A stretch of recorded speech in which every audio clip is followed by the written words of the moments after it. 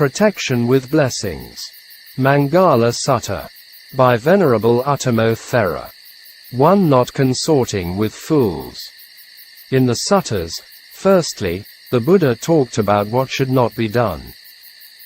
After that, he continued to talk about what should be done. Someone will has problems and suffering if he acts something which should not be done. Therefore, it is more important. This is not difficult to understand, but if we observe the current world situations in every aspect of it, something is going wrong. A sentient being, after taking birth into the human world, he or she is not alone and with family members surrounding them. So man has companions.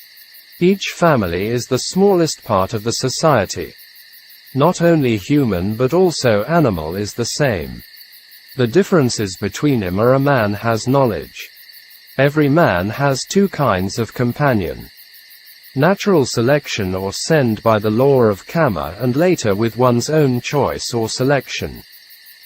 By the law of karma, you meet this or that family member. With one of the past karmas, someone was born into the family of fishing village, into a Buddhist family, etc. Later in life, one makes one's own choice and consorting with drunkards, drug addicts, gamblers, etc. These are fools, and with Buddhists who are practicing Dharma, etc. These are wise men. There is a lot to say and contemplate about for these two kinds of companions. And then we will see the importance of the law of karma and the wholesome educations. These two kinds of knowledge and action are very important for everyone. If not, he comes to human world just wasting times and doing stupid things only. Blessing, Maṅgala, has the meaning of the cause for progress or success. Not consorting with fools was so important that the Buddha described it first as a foundation. Without following this instruction, and other blessings are also out of reach. What is a fool? Bala. Someone has unwholesome thoughts, speech, and action is bala. It leads to bad results. Therefore, he is a fool. Unwholesome energy or element can spread like a disease. This is the nature of energy. Element also has the nature of the combination. For example, Ven. Sariputta was foremost in wisdom, and his energy spread to his students, who also had wisdom. The monk Devadatta was a renegade to the Buddha, and his students also like him. The negative element or energy not only affected human beings, but also to nature, such as animals, trees, fruits, weather, etc. Positive or wholesome energy is also in the same way. If there are more fools in the world, and it will lead to destruction. Living together with fools is like living with enemies. The Buddha even mentioned that fools made sufferings. If we contemplate the current situations around the world, we'll appreciate this point. Someone consorts with fools not only without benefits in his life, but also next life to come. For example, Prince Ajatasattu was consorting with the renegade monk Devadatta, later killed his father King Bimbisara, and after death fell into hell. Consuming of unwholesome things such as drugs, alcohol, polluted media, etc. is making a person becoming a fool. At last, at the Dhammic level, association with the unwholesome Dharma, greed, aversion, delusion, etc. is foolish, and with the wholesome Dharma is wise. Commentary gave some examples of fool at the time of the Buddha. They were the 6 teachers such as Purana Kassapa, some monks as Devadatta, Kokalika, and the young woman Ginka, etc. The Buddha, noble beings, sages and wise men always warned people of the dangers and misfortunes brought to them by the fools. In a Jataka story, the Bodhisattva was the hermit Akiti. Sakka, the king of Devas, offered a boon to the wise hermit Akiti. The hermit made the following wise prayers of boon from him. J.I.V. 236 f. Jat. 480. These were, he might never see or listen to fools, never dwell with them, and might not concert nor agree with them. After the hermit made his boon from him, Sakka asked the hermit why he made these wishes. His answers were, the fool led one to ruin and enjoined one in reckless ways. It was difficult to guide the fool to be good. The fool easily got upset and did not know disciplines. All these points were very important to anyone, and not only for the Bodhisattva. The Buddha Gautama had suffered a lot from many lives as Bodhisattva until his last life by association with Devadatta. In a very long one of their past lives, Devadatta carried the grudge with him to the Bodhisattva out of jealousy and hate. Therefore, he always harmed the Bodhisattva whenever and wherever they met. See many Jataka stories about their meetings. In a sutta of Anguttara Nikaya, and 3.1 Bayasuttam, the Buddha gave an analogy for a fool. Just as a fire that starts in a house made of reeds or grass burns down even a strong and good house closed by, so too, whatever disasters, calamities and perils arose all arise on account of the fool. Not on account of the wise person. They brought all these dangers and misfortunes to others. So, the Buddha compared the fools like a rotten fish, which smeared a leaf and became smelly by using to wrap it. J.I.V. 271. Jat. 503 Satagumba Jataka. Protection with Blessings. Maṅgala Sutta. By Venerable Uttamo Thera. 2. Consorting with the Wise. Why did the Buddha encourage us to consort with the wise? It is in order to absorb and saturate wholesome energy or elements into our hearts. The Buddha said, living with fools is living with enemies. With the wise is living with family and relatives. The wise have 3 characteristics: having good, wholesome thoughts, speech, and actions. Practicing accordingly with wholesome education only can be a wise person. Therefore, knowing and not practicing is not a wise man.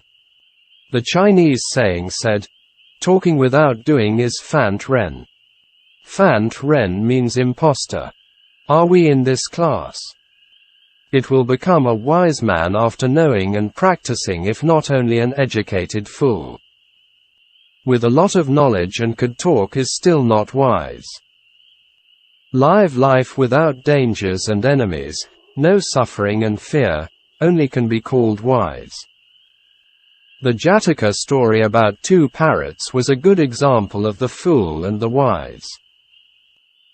2 parrot chicks were blown away by the wind. One of them landed at the place of a group of hermits and was looked after by them. It grew up and had the kind nature and good behavior like the group of hermits. The other chick landed at the place of bandits and was looked after by them. It grew up and had violent nature and bad behavior like the bandits. Therefore, making friends and association with people are a very important part of human life. And we should not take it lightly.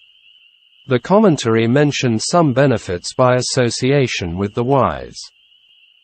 They were like guards in the time of dangers, like a lamp for someone in the dark, like someone obtaining foods and drinks when he suffered hunger and thirst. The wise were able to dispel dangers, disasters, calamities, etc. of those who took their advice and suggestion. The commentary mentioned the Buddha, Aryan disciples, bodhisattvas, etc. as wise people. The benefits we can receive by associating with the wise are very clear if we read and study the stories in suttas, such as Dhammapada, Jataka, etc.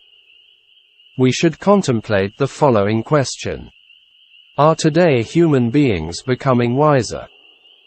We will get the right answer with the knowledge of Buddha's teachings and sages if we contemplate the current world situations. In the past, Sariputta answered his former teacher Sanjaya as there were more fools than wise men in the world. I don't think today's world is better than the time of Buddha, or even worse than ever. We have now reached the level of a breaking point because of misusing the material progress. We cannot assume that we are better than the ancients if we cannot deal with all the pollution and global warming problems properly. Whether we may survive or perish is in our own hands. If we want to correct ourselves, we have to follow and act accordingly with the wise teachings of the Buddha and ancient sages. Protection with Blessings. Maṅgala Sutta. By Venerable Uttamo Thera.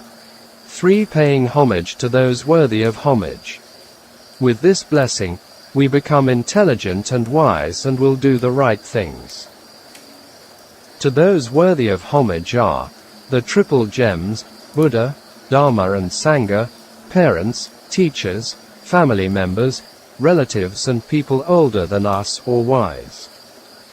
Especially people have sila, samadhi, and panna. The results of homage, veneration, and respect are a long life, beauty, happiness, strength, and wisdom. Why should pay homage to people?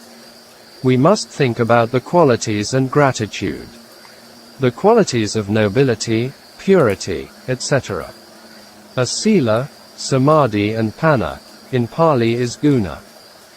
Having and showing appreciation, respect, gratitude on these guna is paying homage to those worthy of homage. Some people do not have guna but have gratitude on us. Paying homage should base on the metta, goodwill and good volition. Without it is not real homage. The person receiving the homage responds with goodwill, kindness, and compassion. Therefore, both sides develop wholesome mental states. These energies spread to the surroundings. It has good weather and affects the crops, fruits, trees, and plants with the wholesome energy or element. The foods have nutrients, and by eating them, human beings have long life and health. What are the results of homage to things which should not be reverenced? It can be mentioned a lot of them. The outcomes are always negative, harmful, and dangerous. The obvious ones are some religious cult leaders, their cult teachings, and cult followers admiring to some political figures, artists, etc., who do not have moral standards. All these come from ignorance or delusions. Therefore, we should not pay homage to unwholesome or negative dharmas. Instead should pay homage to wholesome or positive dharma, such as sila, samadhi, and panna.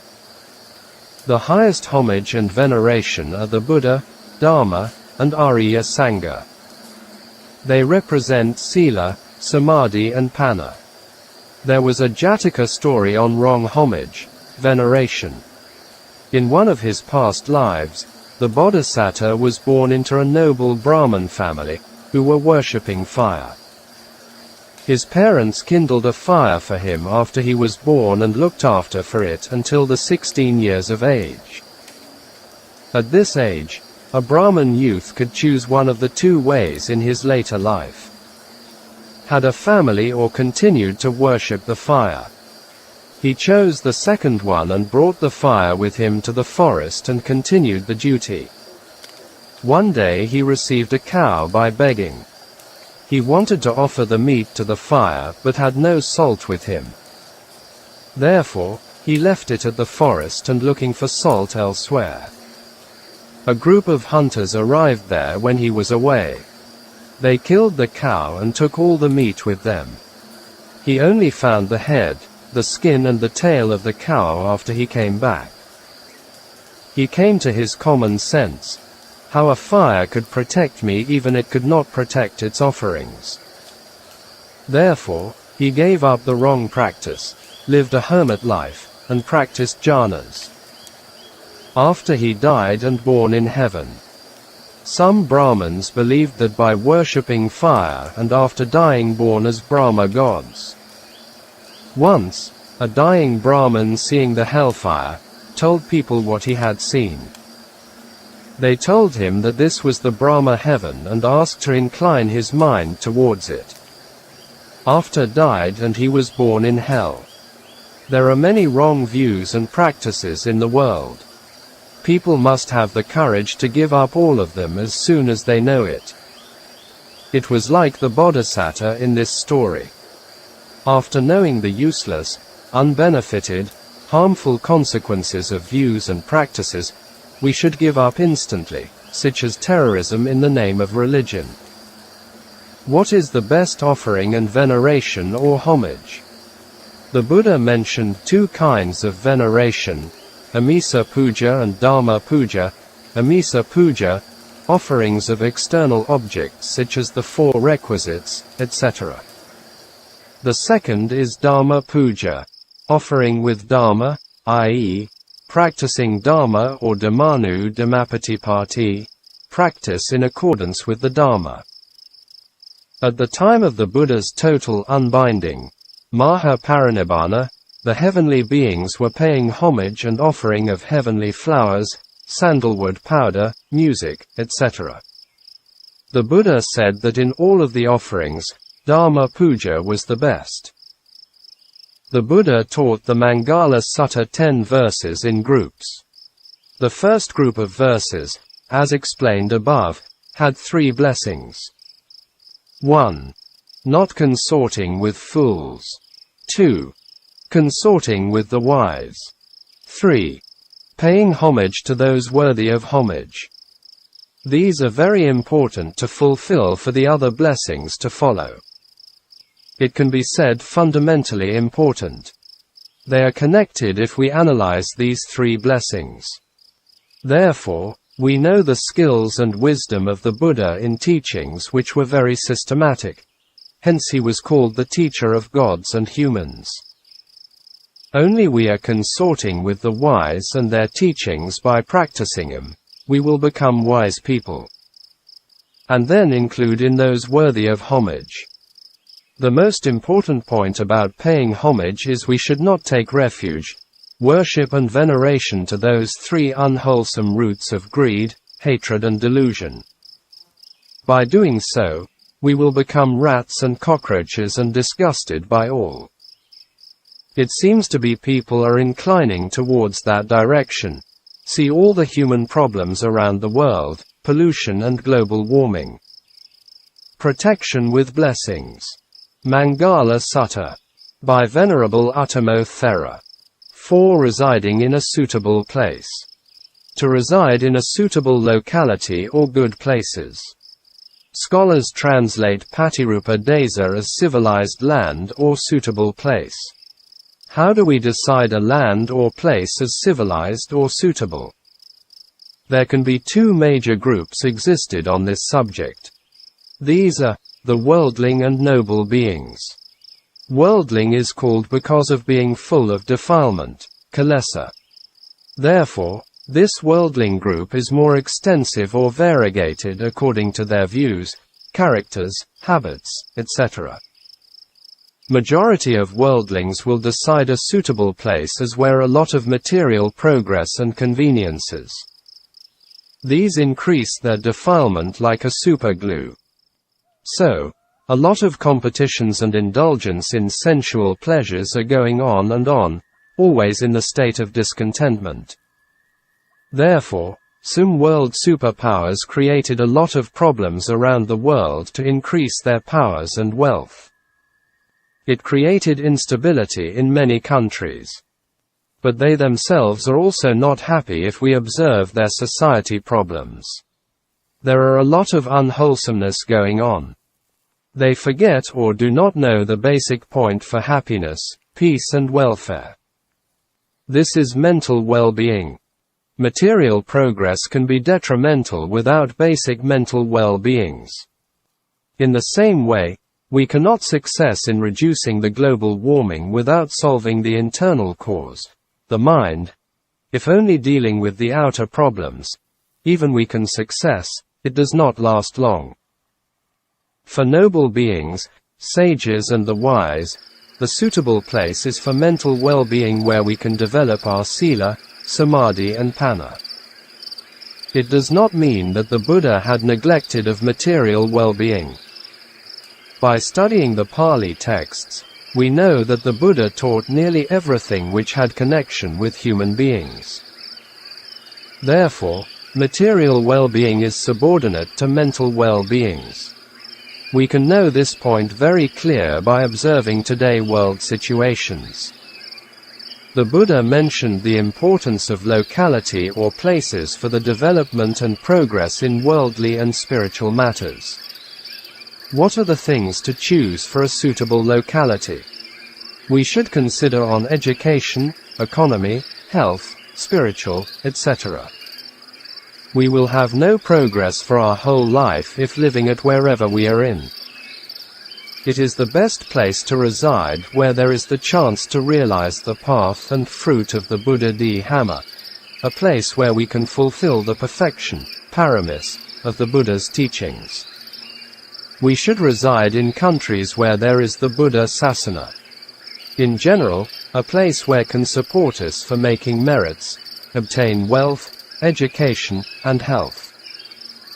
We can also distinguish a place with 3 periods of human lifespan. When young, a suitable place for education, during the middle period for wealth and the last period for spiritual progress. There are 6 unsurpassed things. Anuttariya Dharma. A place where we can fulfill these 6 noble dharmas is a blessing place. We must live in a suitable and good place to obtain them. The 6 noble dharmas are the unsurpassed sight, the unsurpassed hearing, the unsurpassed gain, the unsurpassed training, the unsurpassed service, the unsurpassed recollection. The unsurpassed sight is seeing the Buddha and Sangha. The unsurpassed gain is faith, saddha. Having faith in the triple gems, Buddha, Dharma, and Sangha, and the law of karma. For ordinary worldly people, there are a lot of sights, hearing, and gains for worldly matters which will never end. Some are quite harmful and polluting our hearts. To get the unsurpassed training is sila, samadhi, and panna. The unsurpassed service is serving the Buddha, Dharma, Sangha, and to the parents. Serving the Buddha, Dharma, and Sangha is very important for every Buddhist. Mostly we do not become aware or not knowing it profoundly. This is a very rare chance and opportunity. Why? Because only a Buddha appeared that the triple gems came to existence. Even a Buddha appeared living beings must have had human births and also encountered them. Having a human birth is even quite difficult. In the whole of samsara, we were slaves of our bodies and family members only. Ledi Sayadaw was always looking for chances to serve the Sangha. But the Sangha stopped him from doing the services for them. What he had said or responded to them was very remarkable. He said, in the whole of samsara, his hands were like the slave for the wives and children only. Therefore, he requested him to allow him for serving them. It is true. If we were doing a lot of services for the triple gems in samsara and would not be here anymore. Now, Buddhists should not miss this chance and opportunity. It is very rare to come by. Looking after the parents is also very important in human society. The Chinese filial piety, Shao Tao, is very well known.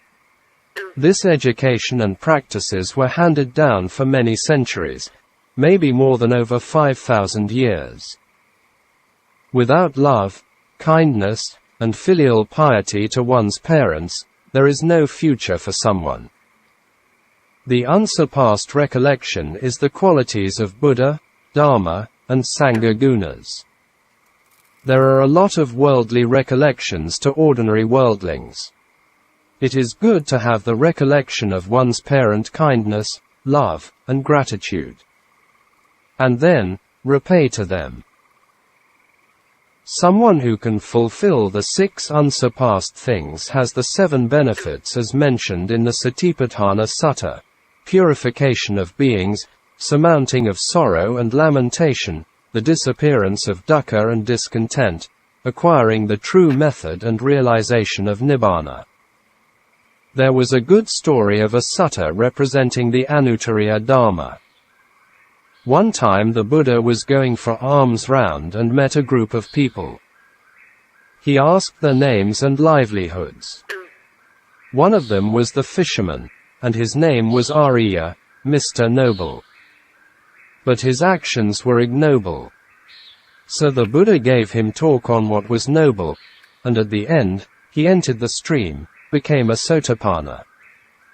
From an ignoble person and became a noble person, Arya. This was also he was living in a suitable place for his spiritual progress. I.e., a place had the chance to meet the Buddha and listen to his talk. Here also we can see the inconceivable of the function of karma. Even though Mr. Arya had the potentiality of enlightenment, his past karma sent him to the family of wrong livelihood, taking other lives. So samsara is not a heaven for some Buddhists who want to come and go. Even if it is a suitable place for most people, if someone is very bad and does not make any difference to this person, as, e.g., Devadatta and his followers, even can commit unwholesome actions. So it depends on each person. Therefore, wholesome education is very important. In the Anguttara Nikaya, the Buddha taught about the 8 unsuitable places and states or situations, Akana Sutta, and point 8, 29/9. Akana Suttam. These are 1 hells, 2 animals, 3 ghosts realms, 4 Brahma gods with only mind and only physical body, 5 a man or woman with unwholesome roots, 6 areas or countries the Buddha Dharma cannot reach, 7 people have wrong views, and 8 the time when no Buddha arose.